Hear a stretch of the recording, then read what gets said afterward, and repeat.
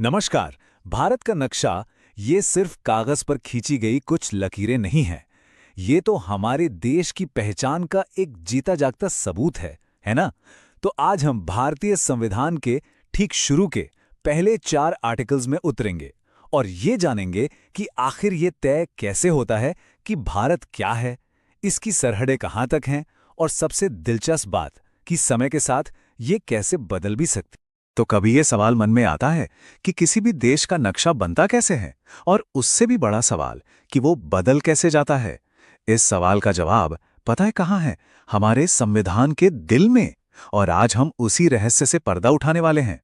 तो चलिए शुरू करते हैं ठीक वहीं से जहां से भारत की कहानी शुरू होती है, यानी कि हमारे संविधान का आर्टिकल 1। यही वो बुनियाद है जो बताता है कि हमारा देश आखिर है क्या। आर्टिकल 1 देखिए कितना साफ साफ कहता है, भारत अर्थात इंडिया राज्यों का संघ होगा। अब यहां पर ना 2 बातें गौर करने वाली हैं। पहली तो ये कि हमारे देश के 2 ऑफिशियल नाम हैं, भारत और इंडिया। और दूसरी जो कि बहुत जरूरी है वो ये कि भारत को राज्यों का संघ कहा गया है, अमेरिका की तरह राज्यों का महासंघ या फेडरेशन नहीं। तो राज्यों का संघ, इसका मतलब क्या हुआ? ये बात बहुत बहुत जरूरी है। हमारे संविधान बनाने वालों ने यह शब्द बहुत सोच समझकर इस्तेमाल किया था।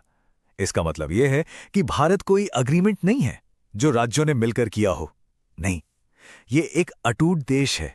किसी भी राज्य को यह हक नहीं है कि वो इस संघ से अलग हो जाए। सीधे शब्दों में कहें तो ये एक ऐसा यूनियन है जिसे तोड़ा नहीं जा सकता। बस। अच्छा, आर्टिकल 13 हमें यह भी बताता है कि भारत के इलाके में क्या क्या आता है। इसमें 3 तरह की जगह हैं। 1 हमारे राज्य, 2 यूनियन टेरिटरीज और 3 वो इलाके जो भविष्य में भारत अपने में शामिल कर सकता है, बिल्कुल वैसे ही जैसे गोवा, पुडुचेरी और सिक्किम के साथ हुआ था। अब आते हैं सबसे दिलचस्प हिस्से पर। हमारा संविधान भारत के नक्शे को बदलने के लिए 2 बहुत ही पावरफुल टूल देता है, आर्टिकल 2 और आर्टिकल 3। चलिए देखते हैं कि ये दोनों आखिर काम कैसे करते हैं। इन दोनों में ना एक बहुत बड़ा फर्क है।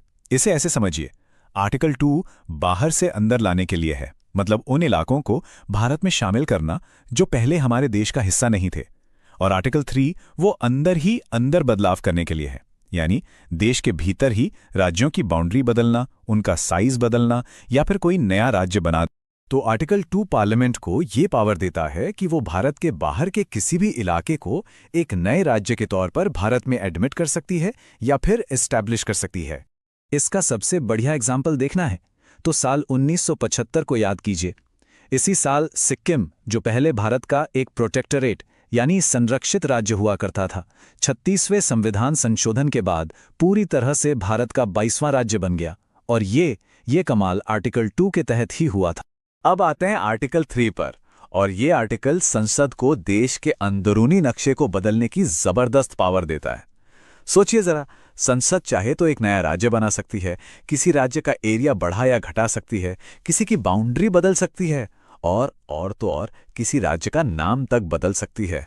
तो सवाल ये उठता है कि ये सब होता कैसे है, इसका प्रोसेस क्या है, और सबसे बड़ा सवाल, आखिरी फैसला किसका होता है। चलिए इसे भी समझते हैं। देखिए, इसके मोटे मोटे 3 स्टेप्स हैं। स्टेप 1, ऐसा कोई भी बिल लाने से पहले प्रेसिडेंट की सिफारिश जरूरी है, उनके बिना यह संसद में आ ही नहीं सकता। स्टेप 2, फिर बिल को उस राज्य की विधानसभा के पास भेजा जाता है जिस पर असर पड़ रहा है, ताकि वो अपनी राय दे सकें। और स्टेप 3, जो सबसे जरूरी है, संसद उस राज्य की राय मानने के लिए बिल्कुल भी बाउंड नहीं है, मतलब आखिरी फैसला पूरी तरह से संसद का ही होता है। और हाँ, ये सिर्फ किताबी बातें नहीं हैं, हम सबने इसे असल में होते हुए देखा है। याद है 2014 में आंध्र प्रदेश से तेलंगाना का बनना, या फिर 2019 में जम्मू और कश्मीर राज्य को 2 यूनियन टेरिटरीज में बदलना। ये दोनों ही बड़े फैसले आर्टिकल 3 के तहत ही लिए गए थे। अब आते हैं आर्टिकल 4 पर। ये थोड़ा टेक्निकल है लेकिन बहुत जरूरी है। ये साफ कहता है कि आर्टिकल 2 और 3 के तहत जो भी कानून बनाए जाएंगे, मतलब देश का नक्शा बदलने वाले कानून, उन्हें संविधान का संशोधन यानी कॉन्स्टिट्यूशनल अमेंडमेंट नहीं माना जाएगा। वो आर्टिकल 368 के दायरे से बाहर होंगे। तो इसका मतलब क्या हुआ? इसका सीधा सा मतलब ये है कि संसद भारत के नक्शे को बदलने जैसा इतना बड़ा काम एक सिंपल मेजॉरिटी से कर सकती है। इसके लिए किसी स्पेशल मेजॉरिटी या आधे राज्यों की सहमति जैसी मुश्किल प्रक्रिया की कोई जरूरत नहीं है। ये चीज इस पूरे प्रोसेस को बहुत बहुत ज्यादा फ्लेक्सिबल बना देती है। तो चलिए एक फटाफट रिकैप करते हैं। आर्टिकल 1 ने बताया भारत का नाम और इलाका। आर्टिकल 2 ने बताया कि बाहर से नए राज्य कैसे शामिल होंगे। आर्टिकल 3 ने बताया कि अंदर के राज्यों को कैसे बदला जा सकता है। और आर्टिकल 4 ने ये साफ कर दिया कि ये सब करने के लिए एक सिंपल कानून ही काफ़ी है। तो इस पूरी बातचीत का निचोड़ क्या है, सार क्या है? ये सब हमें एक ही लाइन पर लाकर खड़ा करता है। भारत एक विनाशी राज्यों का अविनाशी संघ है। मतलब एक ऐसा संघ जिसे तोड़ा नहीं जा सकता, भले ही उसके अंदर के राज्यों को तोड़ा मरोड़ा जा सकता हो। इसका मतलब साफ है, भारत एक बहुत मजबूत सेंट्रलाइज्ड यूनियन है। यहां पार्लियामेंट के पास राज्यों की बाउंड्री बदलने की जबरदस्त ताकत है, लेकिन किसी भी राज्य के पास इस यूनियन से अलग होने की जरा भी ताकत नहीं है। आखिर में देश की एकता और अखंडता ही सबसे ऊपर है। तो हम आज की बात को इसी एक सवाल पर छोड़ते हैं, क्या राज्यों की अपनी पहचान से भी ऊपर देश की एकता है? हमारे संविधान बनाने वाले तो इस पर बिल्कुल क्लियर थे। ये एक ऐसी बात है जिस पर सोचा जाना चाहिए। भारत का नागरिक कौन है? ये सवाल आज भी बहुत अहम है, लेकिन इसकी जड़ें हमारे संविधान के बनने के समय से जुड़ी हैं। आज हम उन्हीं फाउंडेशनल नियमों को समझने वाले हैं जिन्होंने 1950 में, जब देश बंटवारे की उथल-पुथल से गुजर रहा था, तब एक नए राष्ट्र की पहचान तय की थी। तो चलिए इस पूरी कहानी को समझते हैं। अच्छा, नागरिकता आखिर होती क्या है? देखिए, इसे सिर्फ एक आईडी कार्ड मत समझिए। ये किसी भी इंसान और उसके देश के बीच एक बहुत गहरा कानूनी रिश्ता है। मतलब एक तरह का वादा, नागरिकों की तरफ से देश के प्रति वफादारी का, और बदले में देश की तरफ से अपने नागरिकों को अधिकार और सुरक्षा देने का। जरा उस दौर में चलिए, 1950 का भारत। देश नया नया गणतंत्र बना है, बंटवारे के जख्म अभी भी ताज़ा हैं।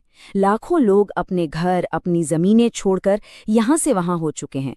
ऐसे माहौल में सबसे बड़ा और मुश्किल सवाल ये था कि आखिर इस नए देश का नागरिक माना किसे जाएगा।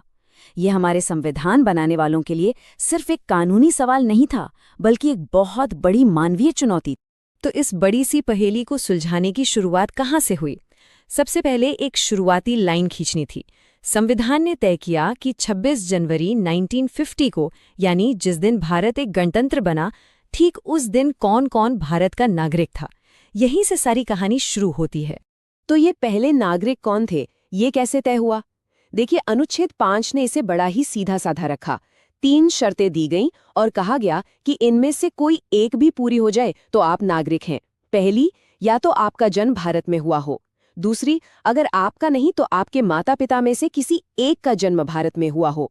या फिर तीसरी, आप संविधान लागू होने से ठीक पहले कम से कम 5 साल से भारत में ही रह रहे हों। मकसद बिल्कुल साफ था, जो लोग इस जमीन से जुड़े हुए थे उन्हें नागरिकता दी जाए।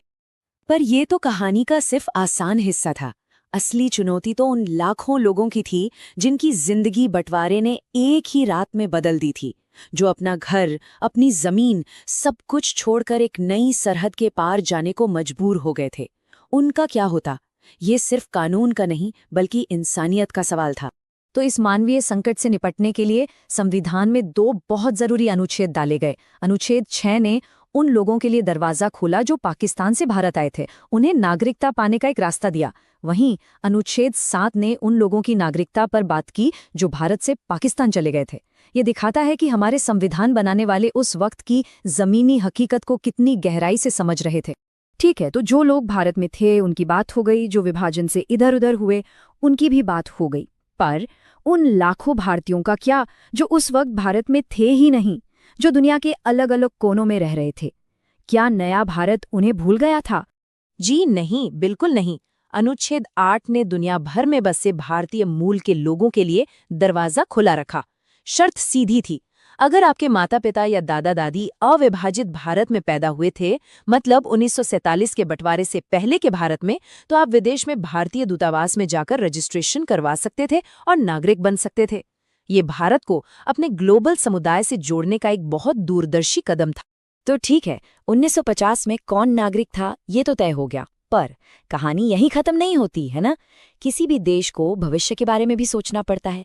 इसीलिए संविधान ने ये भी तय किया कि नागरिकता आगे कैसे चलेगी, कब खत्म हो सकती है और भविष्य में इससे जुड़े कानून कौन बनाएगा। यहाँ पर एक नियम बिल्कुल साफ है, एकदम क्रिस्टल क्लियर। अनुच्छेद 9 कहता है कि आप एक साथ 2 नावों पर सवार नहीं हो सकते। मतलब अगर कोई भारतीय नागरिक अपनी मर्जी से किसी दूसरे देश की नागरिकता ले लेता है तो उसकी भारतीय नागरिकता उसी पल खत्म हो जाएगी। भारत दोहरी नागरिकता यानी ड्यूअल सिटीजनशिप को नहीं मानता। ये एक सीधा चुनाव है। हमारे संविधान बनाने वाले बहुत दूर की सोचते थे। वो जानते थे कि वक्त के साथ हालात बदलेंगे और नागरिकता को लेकर नए नए सवाल भी उठेंगे। इसीलिए उन्होंने अनुच्छेद 11 के जरिए एक बहुत बड़ी शक्ति आने वाली संसद के हाथों में दे दी कि वो नागरिकता से जुड़े किसी भी मामले पर कानून बना सकती है और उसे बदल भी सकती है। और संसद ने इस पावर का इस्तेमाल भी किया। साल 1955 में नागरिकता अधिनियम यानी द सिटीजनशिप एक्ट बनाया गया, जो आज भी इस मामले में भारत का सबसे बड़ा कानून है। ये एक्ट नागरिकता पाने के 5 तरीके बताता है: जन्म से, वंश से, रजिस्ट्रेशन से, नेचुरलाइजेशन से और अगर कोई नया इलाका भारत में शामिल हो जाए तो उसके अधिग्रहण से। इस तरह संविधान में दी गई एक शक्ति एक ठोस कानून में बदल गई। अभी तक हमने सारे नियमों और कानूनों की बात की, लेकिन इन सब के आखिर में एक भारतीय नागरिक होने का असल मतलब क्या है? ये इतना जरूरी क्यों है? देखिए, नागरिक होने का मतलब है कुछ ऐसे खास मौलिक अधिकार मिलना जो सिर्फ और सिर्फ नागरिकों के लिए हैं, जैसे कि भेदभाव के खिलाफ सुरक्षा का अधिकार, सरकारी नौकरियों में बराबरी का मौका, बोलने की आज़ादी और लोकतंत्र की सबसे बड़ी ताकत वोट देने का अधिकार। यही सब अधिकार मिलकर नागरिकता को सिर्फ एक शब्द नहीं बल्कि एक बहुत शक्तिशाली पहचान बनाते हैं। लेकिन बात सिर्फ अधिकारों पर खत्म नहीं होती। नागरिकता सिर्फ हक की बात नहीं है, ये कर्तव्यों और जिम्मेदारियों का भी प्रतीक है। ये एक 2 तरफा रिश्ता है जो हमें हमारे देश से जोड़ता है। तो आखिर में सवाल यही है कि एक नागरिक के तौर पर हम इस रिश्ते में अपनी भूमिका को कैसे निभाते हैं। इस पर सोचना बहुत जरूरी है। नमस्कार, आज बात करते हैं उन अधिकारों की जो भारतीय संविधान हम सबको देता है। और सच कहें तो ये अधिकार ही हमारे लोकतंत्र की जान है। इन्हें हम कहते हैं मौलिक अधिकार। तो आज हम इन्हीं अधिकारों की एक एक परत को खोलकर समझेंगे। चलिए शुरू करते हैं। देखिए, संविधान के निर्माता डॉक्टर भीमराव अंबेडकर ने इन अधिकारों को कोई मामूली दर्जा नहीं दिया था। उन्होंने इन्हें कहा संविधान का हृदय और आत्मा। अब सोचिए, ऐसा क्यों? क्योंकि इनके बिना संविधान तो बस नियमों की एक किताब बनकर रह जाता। नागरिकों को असली ताकत कभी नहीं मिलती। इन अधिकारों को हम एक सुरक्षा कवच की तरह देख सकते हैं, एक ऐसा शील्ड जो हर नागरिक को राज्य की बेलगाम ताकत से बचाता है और एक सम्मान की जिंदगी जीने का हक देता है। तो चलिए इस कवच की एक एक परत को जरा करीब से देखते हैं। तो इस कवच की पहली और सबसे जरूरी परत है समानता का अधिकार। अनुच्छेद 14 से 18 तक ये अधिकार पक्का करता है कि कानून की नजर में हर कोई, चाहे वो कोई भी हो, बिल्कुल बराबर है। तो इस पहली परत के अंदर है क्या क्या? देखिए, सबसे पहली और सबसे बड़ी बात, कानून के सामने सब एक बराबर हैं। मतलब राज्य किसी भी आधार पर, चाहे वो धर्म हो, जाति हो या लिंग, भेदभाव नहीं कर सकता। सरकारी नौकरियों में भी सबको बराबर मौके मिलेंगे। और हां, एक बहुत बड़ी सामाजिक बुराई, छुआछूत, उसे तो जड़ से खत्म करके एक दंडनीय अपराध बना दिया गया है। यहां तक कि राजा या नवाब जैसी उपाधियां भी खत्म कर दी गईं ताकि समाज में सब बराबर रहें। अच्छा, अब आते हैं कवच की दूसरी परत पर। यह है स्वतंत्रता का अधिकार। ये वो हिस्सा है जो हर नागरिक को अपनी आवाज देता है, अपनी शक्ति देता है। ये अनुच्छेद 19 से 22 तक दिए गए हैं। तो सवाल यह है कि यह अधिकार, खासकर अनुच्छेद 19, हमें कितनी तरह की आज़ादी देता है? तो जवाब है 6। जी हां, कुल 6 तरह की स्वतंत्रताएं जो हमारी निजी आज़ादी की नींव हैं। ये है वो 6 आज़ादियां। अपनी बात कहने की आज़ादी, शांति से कहीं भी इकट्ठा होने की आज़ादी, कोई भी यूनियन या ग्रुप बनाने की आज़ादी, देश में कहीं भी आने जाने, कहीं भी बसने और कोई भी काम धंधा करने की आज़ादी। लेकिन एक बात ध्यान रखने वाली है, ये आज़ादियां अनलिमिटेड नहीं हैं। देश की सुरक्षा और शांति बनाए रखने के लिए इन पर कुछ जायज़ रोक भी लगाई जा सकती है। अब अनुच्छेद 21 की बात करते हैं, यानी जीवन का अधिकार। ये अपने आप में बहुत गहरा है। सुप्रीम कोर्ट ने समय समय पर इसकी परिभाषा को बहुत बड़ा कर दिया है। इसका मतलब सिर्फ सांस लेना नहीं है, बल्कि सम्मान के साथ जीना है। और इसी के अंदर हमें शिक्षा, स्वास्थ्य और यहाँ तक कि निजता यानी प्राइवेसी का अधिकार भी मिलता है। हमारा ये सुरक्षा कवच हमें सिर्फ अधिकार देता नहीं, बल्कि बचाता भी है। इसकी अगली दो परतें हैं शोषण के खिलाफ अधिकार और धार्मिक स्वतंत्रता का अधिकार। ये आते हैं अनुच्छेद 23 से 28 के बीच। संविधान दो बहुत ही गंभीर अपराधों पर सीधा हमला करता है। एक है मानव तस्करी, यानी इंसानों को खरीदना बेचना, और दूसरा है बेगार, यानी किसी से जबरदस्ती काम करवाना।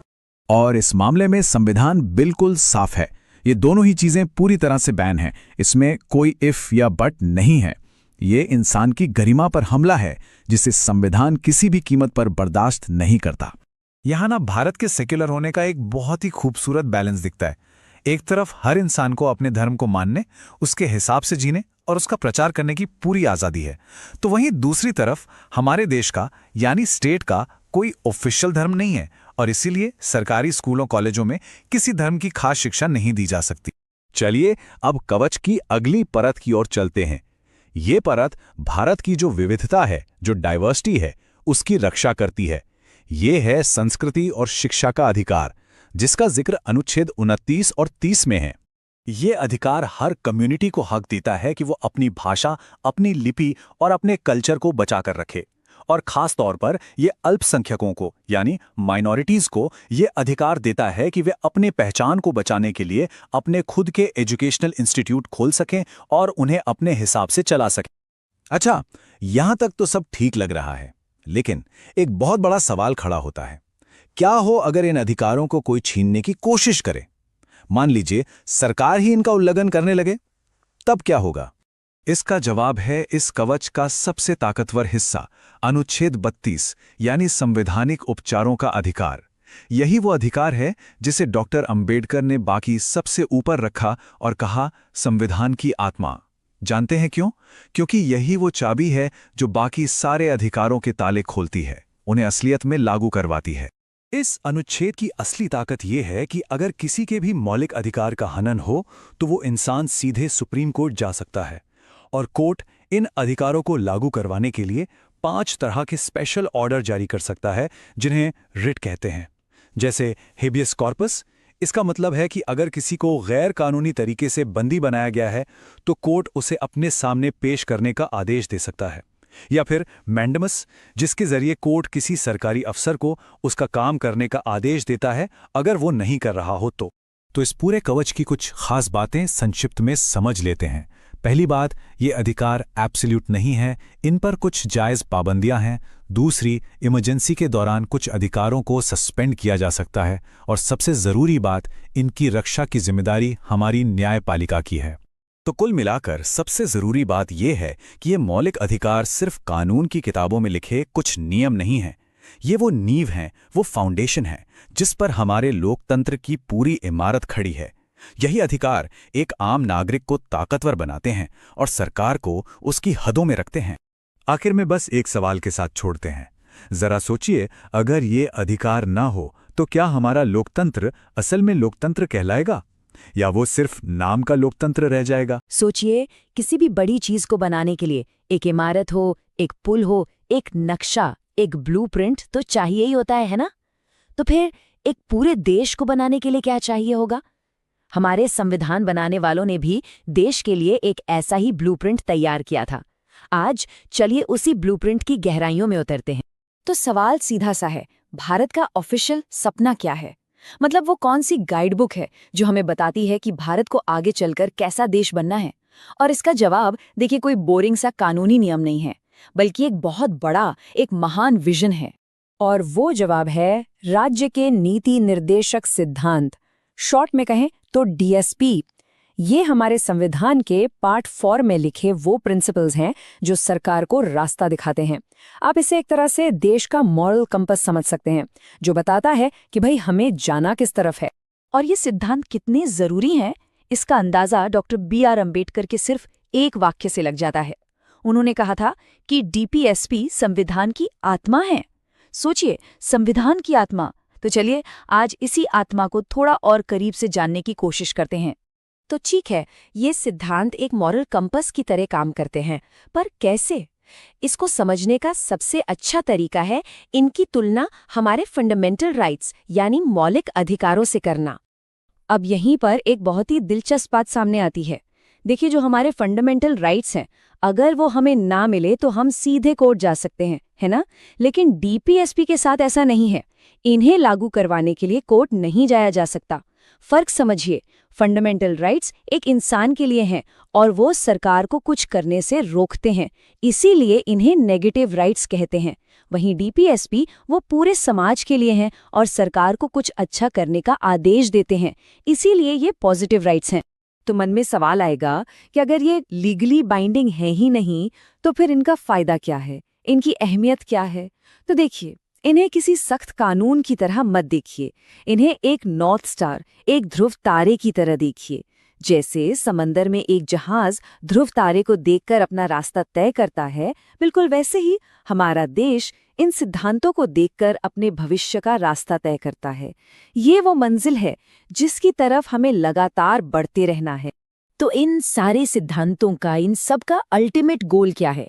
एक शब्द में कहें तो भारत को एक कल्याणकारी राज्य यानी एक वेलफेयर स्टेट बनाना। मतलब एक ऐसा देश जो अपने हरेक नागरिक की भलाई के लिए, उसके वेलफेयर के लिए काम करे। और ये लक्ष्य कोई छोटे मोटे नहीं है, ये बहुत बड़े, बहुत एम्बिशियस गोल्स हैं। समाज में सबको न्याय मिले, आर्थिक बराबरी आए, सही मायने में पॉलिटिकल डेमोक्रेसी हो और सबसे जरूरी, हर इंसान को एक इज्जत की जिंदगी जीने का मौका मिले। तो चलिए अब थोड़ा और अंदर चलते हैं और उन आर्टिकल्स पर नजर डालते हैं जो सोशल और इकोनॉमिक जस्टिस के इस पूरे ब्लूप्रिंट को बनाते हैं। जैसे कि आर्टिकल 38 जो कहता है कि इनकम और मौकों में जो असमानता है उसे कम किया जाए। फिर आर्टिकल 39 जो कहता है कि देश के संसाधनों का बंटवारा फेयर तरीके से हो। और हाँ, इसी में वो मशहूर बात भी है कि आदमी हो या औरत, अगर काम बराबर है तो सैलरी भी बराबर होनी चाहिए। और फिर आर्टिकल 41 जो काम, शिक्षा और पब्लिक हेल्थ के अधिकार को सिक्योर करने की बात करता है। और ये सब सिर्फ संविधान की किताबों में लिखी बातें नहीं हैं।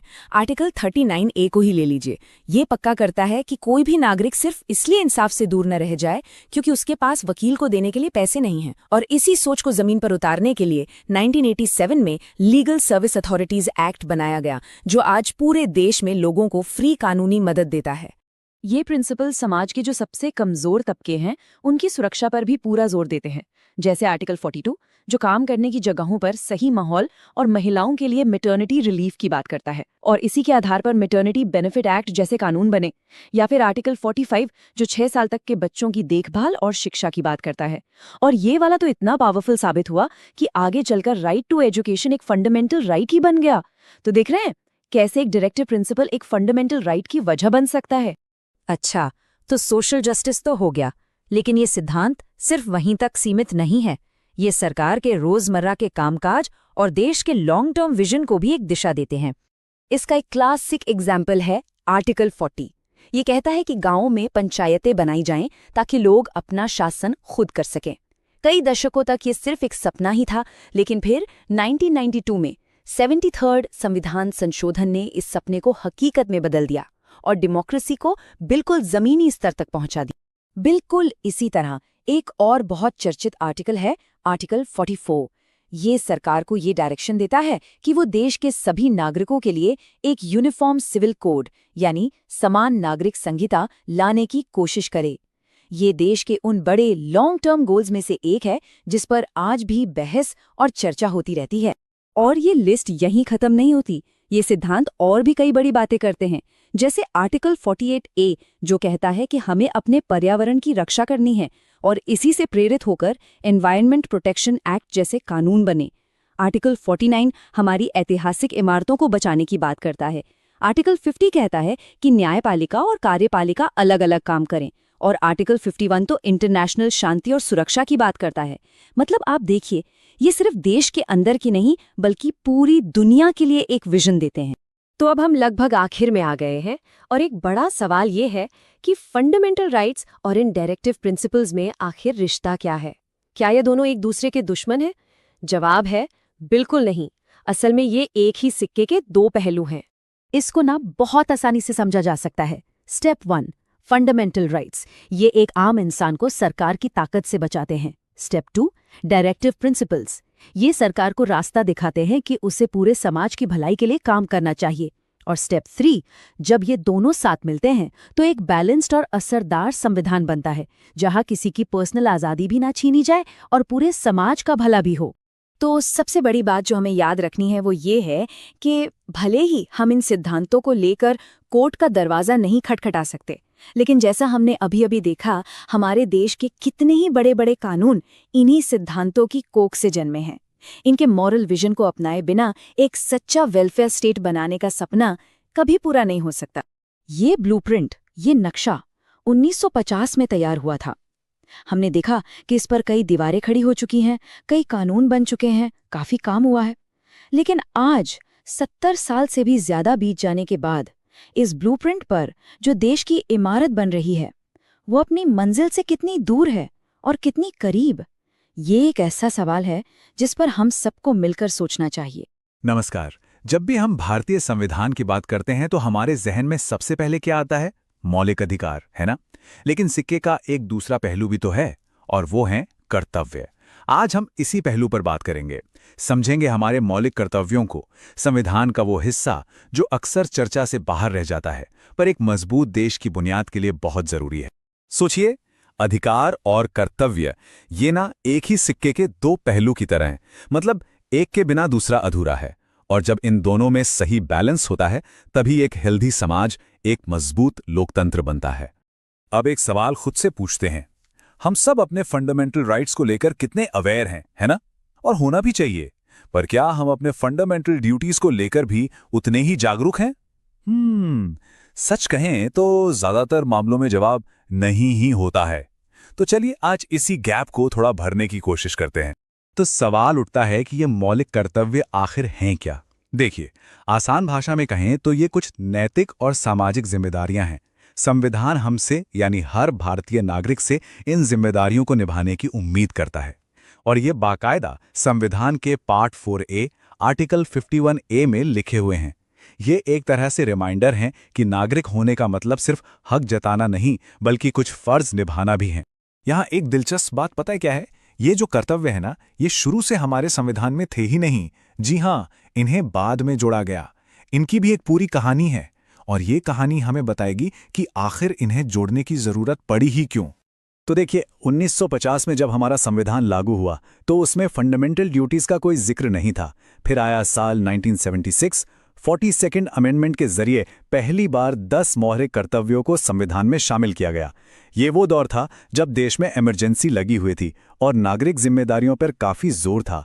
इसके बाद काफी सालों बाद 2002 में 86th अमेंडमेंट के जरिए एक और यानी 11वां कर्तव्य जोड़ा गया जो शिक्षा से जुड़ा था।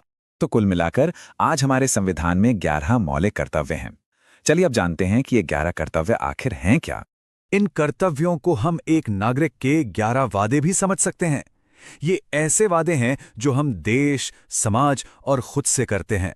समझने में आसानी हो इसलिए इन्हें कुछ कैटेगरीज में बांटा गया है। आइए एक एक करके देखते हैं।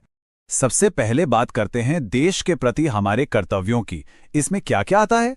अपने संविधान, तिरंगे और राष्ट्रगान का सम्मान करना, हमारे स्वतंत्रता संग्राम के जो महान आदर्श थे उन्हें अपने दिल में संजोकर रखना, भारत की संप्रभुता, एकता और अखंडता की रक्षा करना, और हाँ, जब भी देश को जरूरत पड़े उसकी रक्षा के लिए आगे आना। ये सब कह सकते हैं कि हमारी देशभक्ति की बुनियाद हैं।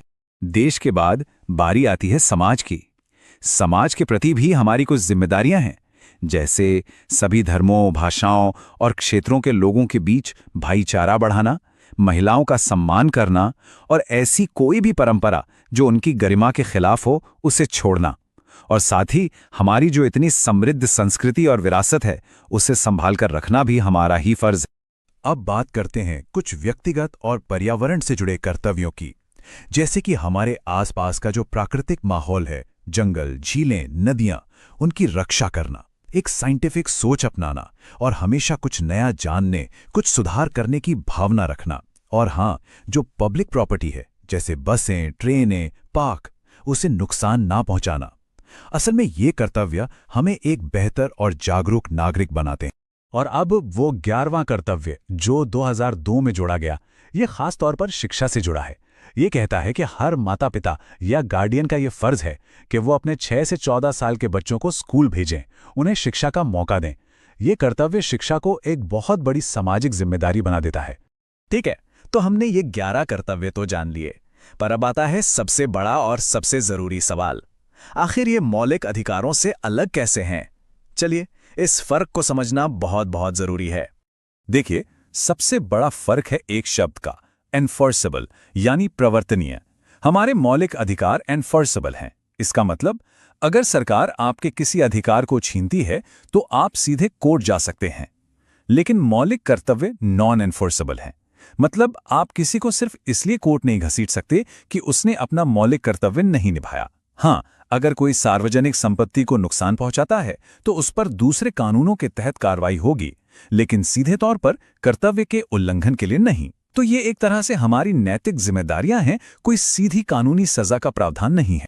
तो सवाल ये उठता है कि अगर इन पर कोई कानूनी कार्रवाई नहीं हो सकती तो फिर ये इतने जरूरी क्यों है? इन्हें संविधान में रखा ही क्यों गया? है ना वाजिब सवाल? चलिए इसका जवाब ही ढूंढते हैं। असल में इनका महत्व कानूनी से ज्यादा नैतिक है। ये एक मॉरल कंपास की तरह है जो हमें सही दिशा दिखाते हैं। ये हमें एक जिम्मेदार नागरिक बनाते हैं। ये हमारे लोकतंत्र को मजबूत करते हैं। ये देश में एकता और अनुशासन को बढ़ावा देते हैं। और सबसे जरूरी बात, ये हमें याद दिलाते हैं कि एक महान देश सिर्फ अच्छी सरकार से नहीं, अच्छे और जिम्मेदार नागरिकों से बनता है। तो बात का सार बस इतना ही है। अधिकार और कर्तव्य ये दोनों साथ साथ चलते हैं। एक के बिना दूसरा अधूरा है। एक अच्छा नागरिक वही है जो अपने अधिकारों के लिए आवाज भी उठाए और अपने कर्तव्यों को भी ईमानदारी से निभाए। तो आज की इस बातचीत के बाद एक सवाल हम सबके लिए है। एक मजबूत और बेहतर भारत बनाने के लिए हमारा अगला कदम, हमारा अगला कर्तव्य क्या होगा? जरा सोचिएगा, इसका जवाब हम सबके पास है। आज के लिए बस इतना ही। धन्यवाद।